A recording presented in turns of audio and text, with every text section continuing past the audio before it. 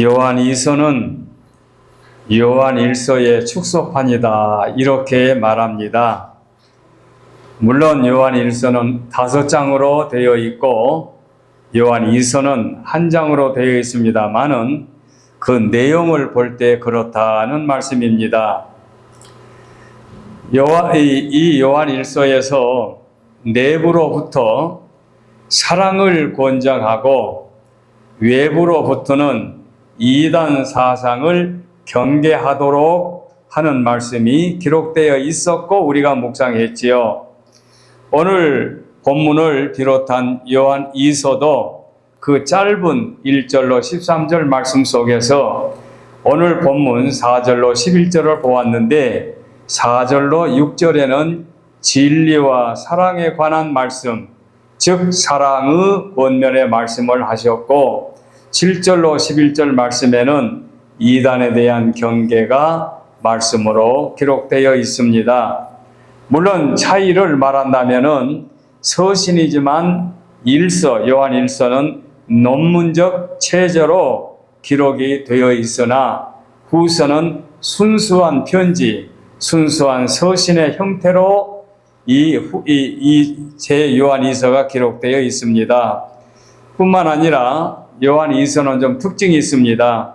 개인적인 사신, 개인적인 서신으로 보지요. 왜 그런가 하니 요한 2서 1절을 보면은 장로인 나는 택하심을 받은 부녀와 송신자, 즉 발신자는 장로인 요한 사도인데 받는 자, 수신자는 부녀라고 기록되어 있습니다.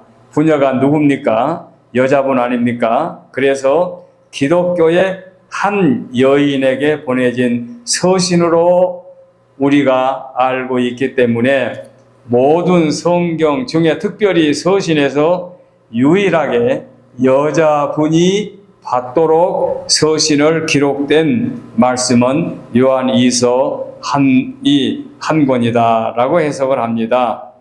몽땅 합해서 13절로 기록되어 있는데 진리라는 말씀이 4번 반복되어 있고 사랑이라는 말이 4번 반복되어 있고 계명이라는 말이 4번 반복되어 있습니다. 조금 짧은 말씀인데도 요한 사도의 특징이 그대로 나타나고 있지요. 자, 1절로 3절에 보면은 송신자라고도 하고 발신자라고도 하지요. 보내는 자지요. 서신을 써서 기록하여 보낸 자, 이 송신자, 장로, 수신자, 받는 자, 편지를 받는 자는 택하심을 입은 부녀라고 되어 있지요. 그래서 1절로 3절은 송신자와 수신자에 관한 말씀이고 그 다음에 4절로 11절까지 말씀이 본 서신의 본론이지요. 그 본 서신의 본론 중에서도 둘로 나눠서 4절로 6절에 진리와 사랑에 관한 말씀, 7절로 11절 말씀에 거짓 선생 이단에 대한 경계 이렇게 기록되고 마지막 2절 12절 13절은 마감 인사로 서신이 정리가 되어 있습니다. 짧은 서신이기 때문에 오늘은 본문 4절로 11절까지를 읽었으나 제가 1절로 13절까지를 쉽게 이해하기 쉽게 정리해서 말씀을 드리도록 하겠습니다. 1대지 송신자와 수신자, 2대지는 본서의 본론, 그 다음에 3대지는 마지막 3대지는 이 마감하는 결론 이렇게 정리를 했기 때문에 편지의 내용은 4절로 11절 말씀이 본문이기 때문에 별로 차이가 없을 줄 압니다. 자, 그러면 1대지에서 둘로 나눌 수 있는데 하나는 장로라는 단어입니다. 장로인 나는 택하심을 받은 부녀와 그의 자녀들에게 편지하노니라고 시작이 되지요. 요한 사도가 자기를 가르쳐 나는 장로다 이렇게 표현하고 있습니다. 장로인 나는 그 말씀이 곧 나는 장로이다 그런 말씀이지요. 장로라고 하는 말은 최초에는 연장자에게 붙여서 사용된 단어였습니다. 연장자, 연세가 좀 높으신 분, 경험이 많으신 분, 소위 한국어로 말하면 어르신들이지요. 선배님들이죠. 그로부터 공회에 대해서는 이제 직무에 대해서 이 단어를 사용하게 됐습니다. 그리고 이제 교회에서는 하나의 직분으로 장로의 직분을 사용하는데, 교회에서는 감독, 장로, 목사를 같이 취급하여 교회의 리더자, 교회의 지도자, 교회의 지리자 이렇게 사용합니다. 그런데 신기하게도 요한 사도가 그 당시 나는 장로다, 장로로 너희에게 서신을 보낸다, 이런 식으로 표현하고 있지요. 그런데 여기뿐만 아니라 베드로 사도도 베드로 전서 5장 1절 말씀 보게 되면 너희 중 장로들에게 권하노니 나는 함께 장로된 자요 라고 기록되어 있습니다. 나는 함께 장로된 자요. 무슨 말씀입니까? 나 베드로도 장로다, 그런 뜻이죠. 그러니까 요한 사도도 베드로 사도도 장로로 지칭하는 그 시대에 대접을 받았다는 것을 볼 수 있습니다.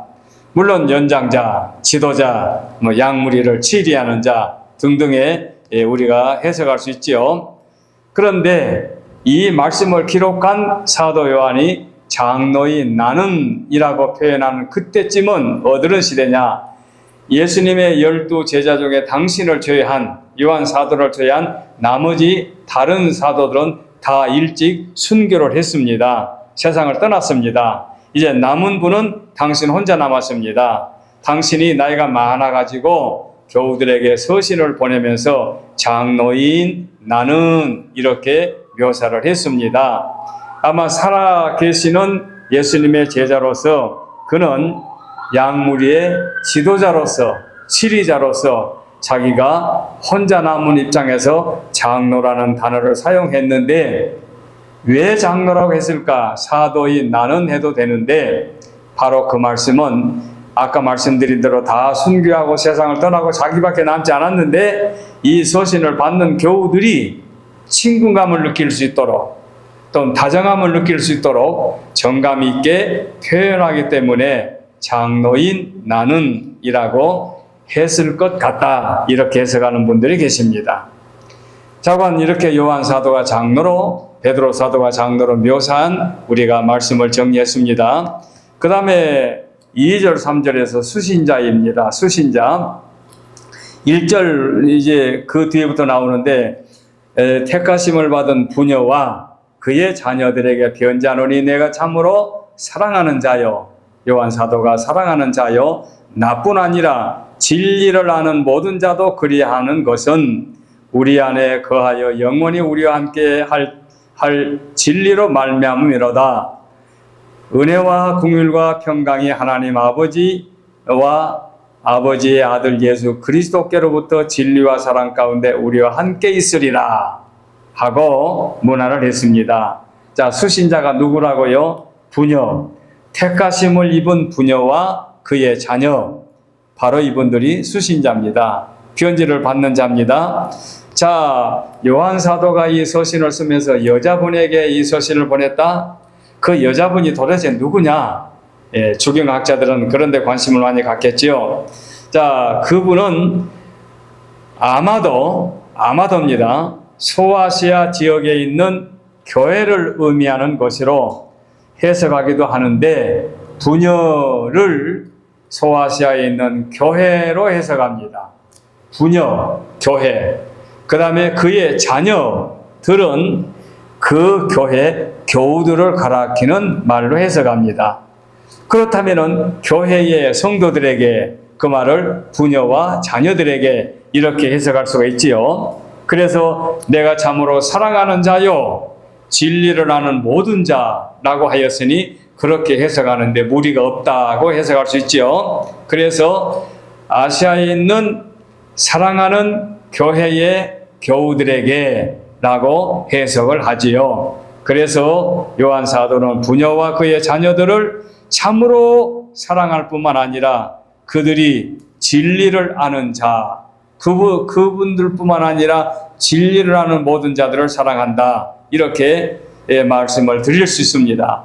그런데 추가로 좀처럼 그런 말을 들을 기회가 없을는지 모르지만 어제 새벽에도 그 말씀을 드렸습니다마는 이 귀부인, 부인이라는 단어가 신약 성경을 기록된 헬라어의 단어에 보게 되면은 부인이 퀴리아라는 단어입니다. 퀴리아라는 단어인데 그 말을 해석하면 귀부인이나 부인이 되는데 어떤 학자들은 여기 우리 성경에 부인이라고 부녀라고 기록된 바로 그 부분을 퀴리아라는 이 고유명사 이름으로 해가지고 퀴리아라는 여인에게 이 서신을 보냈을 것이다 라고 해석하는 분도 있습니다.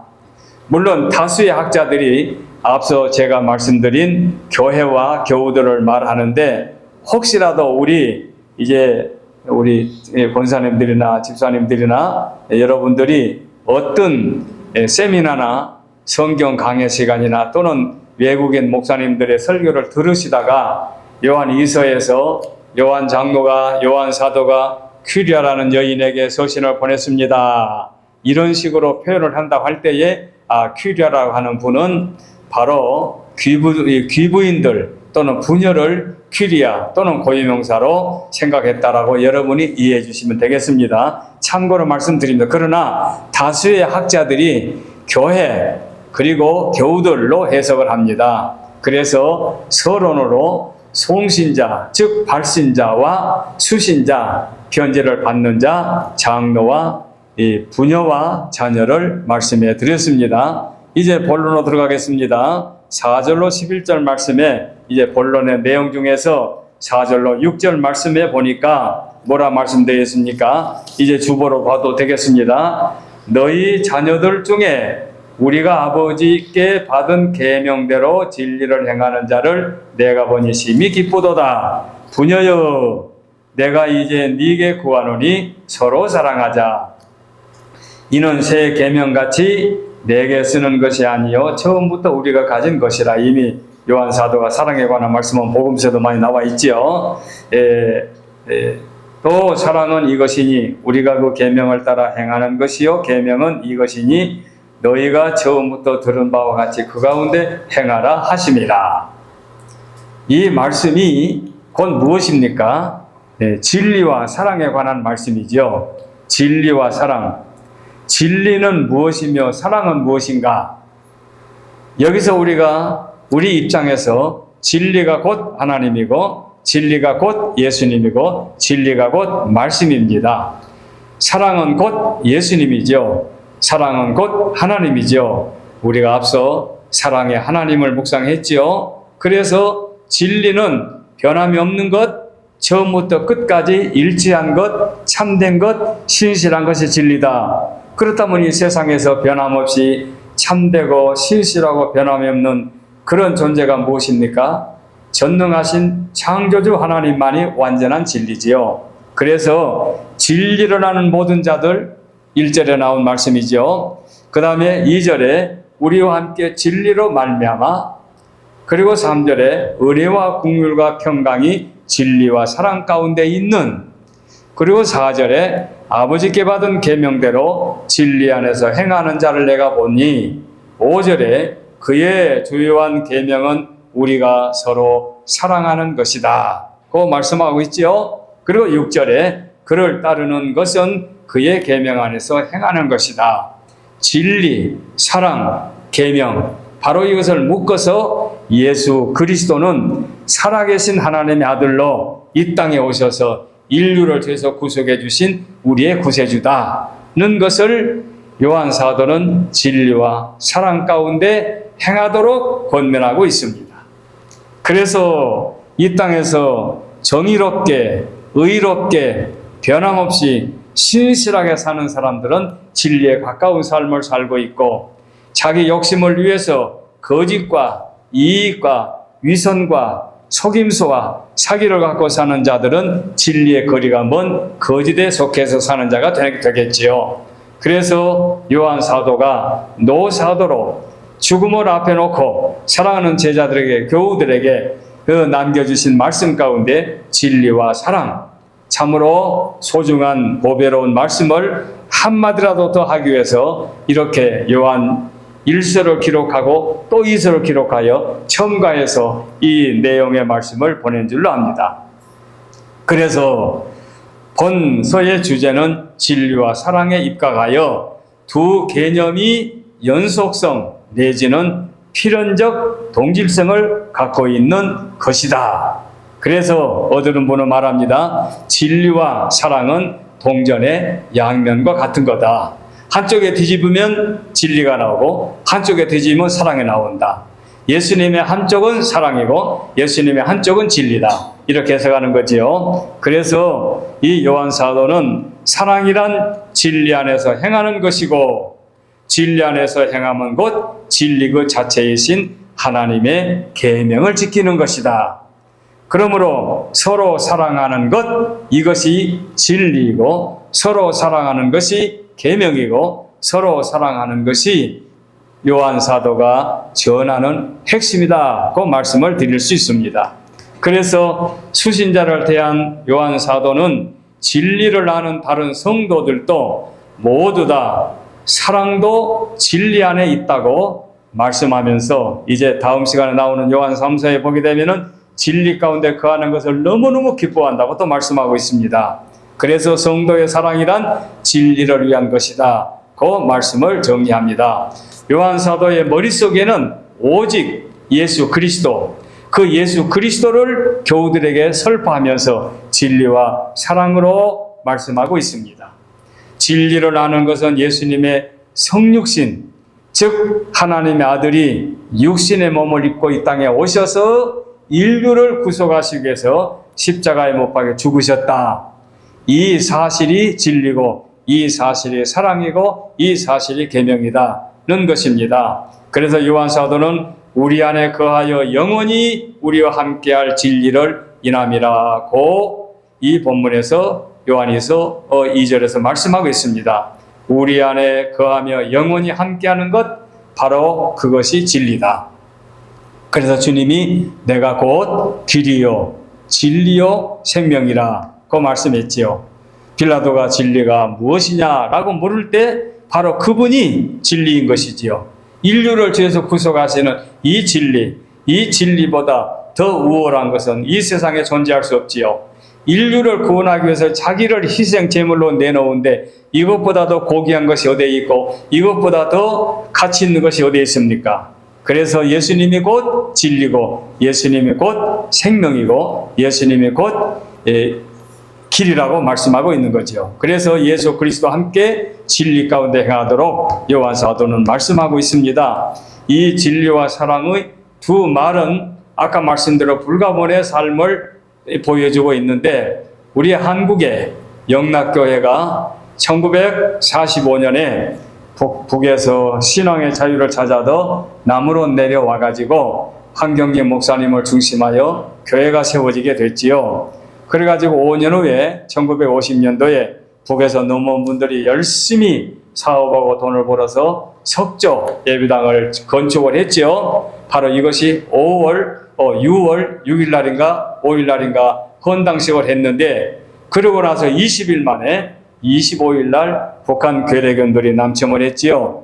그래서 서울이 완전히 공산화되고 석 달 동안 서울은 암흑시대가 되었지요.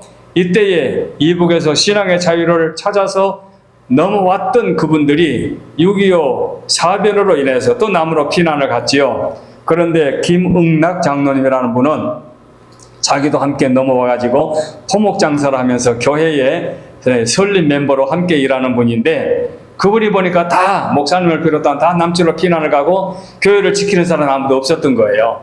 그러니까 내가 교회를 지키겠다 다짐하고 요한 사도와 같은 각오를 가지고 서울에 머물러 있었습니다. 그런데 인민군들이 가만둡니까? 그 예배당을 무기고로 쓰고 사무실로 쓰면서 완전히 그야말로 구두발로 짓밟아 버렸지요. 그러나 그 쓰린 마음을 가지고 먼발치에서 교회를 바라보는데 뭐 잡혀서 구금됐다는 말도 있습니다만은 석 달 후에 9월 달에 인천 상륙 작전으로 말미암아 서울이 탈환될 때에 북한 괴뢰견들이 북한으로 이제 올라가면서 그 교회당 쪽에서 새카만 연기가 올라오니까 김홍락 장로님이 평소에 교회 쪽을 향해서 기도하다가 그날도 이렇게 쳐다보면서 기도하는데 예배당 쪽에서 새카만 연기가 올라오니까 아이고 우리 예배당이 결국은 불에 타는구나 하고는 쫓아가다가 결국 가서 보니까 예배당은 멀쩡하고 그 옆에 있는 건물이 탔는데 그 양반이 잡혀가지고 이제 총살당하게 됐지요. 이때 김홍락 장로님의 마지막 유언으로 내가 죽기 전에 교회 가서 기도하게 해달라. 그러니까 인민군이 어이가 없는 거지요. 한참 있다가 허락을 해준 거예요. 그래, 그럼 가서 기도해야 하되 우리 위해서 기도해달라. 김홍락 장로가 교회 안에 들어가서 하나님 앞에 기도 하나님 아버지여 비로소 우리에게 신앙의 자유를 주셨군요. 감사합니다. 하고 기도하는데 그 기도 듣기도 전에 야 일어나 너 여기서 죽을래 밖에서 죽을래. 그러니까 김 장로님이 예배당 안에서 피 흘리는 것을 자기도 원치 않았기 때문에 밖으로 나아가면서 나의 갈 길 다가도록 예수 인도하시니 우리 본문 우리 찬송가 384장인가요? 그 찬송을 부르면서 뚜벅뚜벅 밖에 나가가지고 예배당 앞에 정원에서 총살을 당했고 아마 여러분들이 혹시 서울에 방문하면 영락교회 가게 되면 지금도 김 장로님의 기념비가 순교비가 예배당 앞에 세워져 있는 줄로 알고 있습니다. 바로 이와 같은 분이 어떻게 살았느냐? 진리와 사랑 가운데 자기 목숨까지도 초계같이 버리고 오직 주의 몸된 교회를 사랑하고 지키기 위해서 물론 세상 사람들을 볼 때는 무모한 짓이죠. 왜 그렇게 죽어 도망갔다가 이 인민군이 철수하면 돌아와서 신앙사람은 되지. 물론 그렇지요. 그렇지만 그러나 자기는 나 한 사람이라도 예배당을 지키겠다. 뭐 지킬 힘이 있습니까? 인민군들이 군합발로 밟아버리고 무기고로 쓰는데 어찌할 수 없지 않습니까? 그럼에도 불구하고 예배당을 지키겠다는 그 일념으로 그가 순교하게 된 것은 바로 한국인으로 진리와 사랑 가운데 살아왔던 한 사람의 그 순교자를 우리가 볼 수 있죠. 우리 기독교의 2000년 역사를 보게 되면 이렇게 수없이 많은 주의 종들의 피 흘린 순교의 제물로 교회 역사가 이어져 왔습니다만은 과연 진리와 사랑이란 바로 이와 같이 뜨거운 요한 사도가 세상 떠나기 전에 한마디라도 더 남겨주고 싶어서 교우들에게 이렇게 권하는 말씀이 오늘 본문 4절로 6절의 말씀인 줄 압니다. 물론 3절부터 엄격하게 은혜와 진리가 나오지요. 이렇게 해서 이제 서신의 본론 중에 일부분을 말씀드리고 그 다음에 7절부터 11절까지는 또 서신의 그 본문 서신의 본론 중에서 2부 후반부에 해당하는 말씀인데 거짓 교사에 대한 경계지요. 진리에 입각한 실전적 사랑을 강조한 저자가 이제 그 다음으로 이어서 말씀드리기를 도무지 이단, 적그리스도, 예수 그리스도를 부인하는 자, 육신으로 이 땅에 오신 예수 그리스도를 부인하는 자들은 아예 상종하지 말라. 집에 들이지도 말라. 그들과 만나면 우리가 손해다. 그래서 거짓과 참이 섞일 수 없기 때문에 물과 기름이 섞여지지 않는 것처럼 거짓은 진리와 섞일 수 없기 때문에 아예 처음부터 경계하라. 그래서 유명한 일화가 있지 않습니까? 에베소에서 요한 사도가 공중 대중 모욕탕에 갔어서 모욕을 하려고 하는데 옷을 벗고 들어갔는데 그 모욕탕 안에 이단에 주장하는 사람이 모욕을 하고 있는 거예요. 그러니까 요한 사도가 그 이단을 보자마자 모욕도 하지 않고 뛰쳐나오면서 그 모욕탕 안에 있는 사람들에게 여러분 사람들이요 지금 이 모욕탕 안에는 그노시스 교사였던 케른트가 있습니다. 이 건물이 언제 무너질는지 모르니까 빨리 나오시오. 물론 그 말씀을 목욕하는 사람들이 뭐 액면 그대로 들었겠습니까마는 그렇게 말하면서 뛰쳐나갔다. 그런 유명한 일화가 있습니다. 물론 성경에는 없는 말이니까 그 이단을 경계하는 요한 사도의 마음을 보여줄 수 있는 그런 유명한 이야기지요. 이렇게 해서 이단을 경계하라 하는 말씀이 이 7절로 11절 말씀의 내용입니다. 우리도 마찬가지입니다. 이 시대에 이단이 교회를 넘어뜨리고 이단이 목사를 넘어뜨리고 이단이 교회를 거꾸로 들이고 그래서 서울에 있는 교회들도 이단에게 피해를 입고 결국 예배당까지도 팔아 넘기는 안타까운 그런 현실도 없지 않아 있다고 하니 우리도 이단의 경계를 하는 것이 참으로 조심해야 할 일입니다. 제가 1972년에 개척을 해가지고 조그만 방에서 예배를 드리는데 낯선 사람들이 4사람인가 3사람이 찾아왔어요. 나를 아주 점잖게 생긴 찾아와가지고 이 사람들 누군가 한데 와가지고 딱 첫마디 묻는데 이단에 관한 말씀을 꺼내더라고요. 그래서 저도 두말 하지 않고 내가 갖고 있는 주석 한 쪽에서 하나를 꺼내가지고 답변을 해 나가니까 상대할 가치가 없다고 그냥 나가버리더라고요. 우리 교인들이 신앙생활을 하려고 교회에 찾아온 것 말고 교회 밖에서 그렇게 이단이 허름한 개척교회에 찾아와가지고 목사에게 그렇게 시험하는 그런 것을 저도 실질적으로 체험을 해봤습니다. 참으로 이단은 경계할 무서운 존재인 것을 요한 사도가 말씀합니다. 그리고 난 다음에 마지막 2절 12절 13절에서 마감 인사를 합니다. 뭐라고 마감합니까? 오늘 보니까 내가 너에게 쓸 것이 많으나 정의와 먹으로 쓰기를 원하지 아니하고 오히려 너희에게 가서 대면하여 말하라 하니 이는 너희의 기쁨을 충만하게 하려 함이라. 글로 써서 보내는 것은 간략하게 보내고 내가 바라는 것은 내가 가서 너희와 얼굴을 마주 대화하고 싶다. 그런 얘기지요.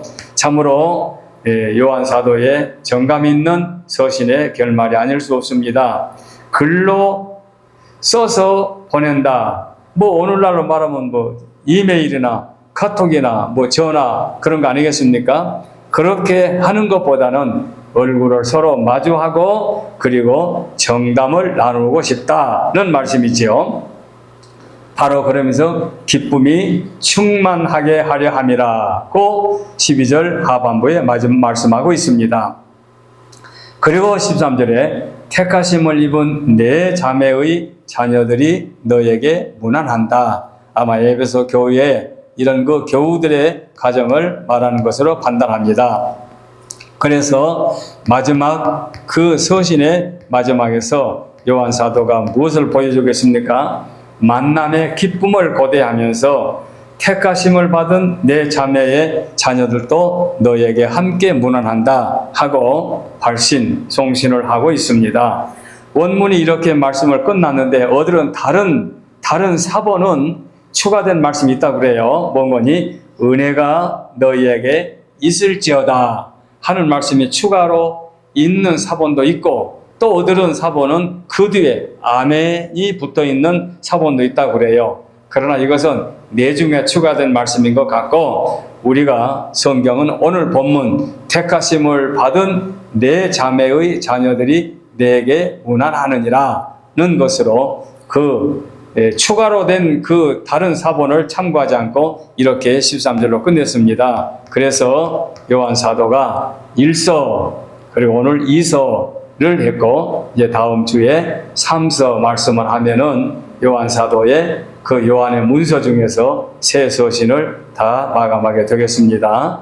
이 말씀을 기억하시고 우리도 요한 사도가 권면하는 말씀이 저희들에게 권면하는 말씀으로 기억하고 항상 은혜 가운데 거할 수 있도록 진리와 사랑 가운데 살아가도록 굳게 다짐해야 되겠습니다. 기도하겠습니다.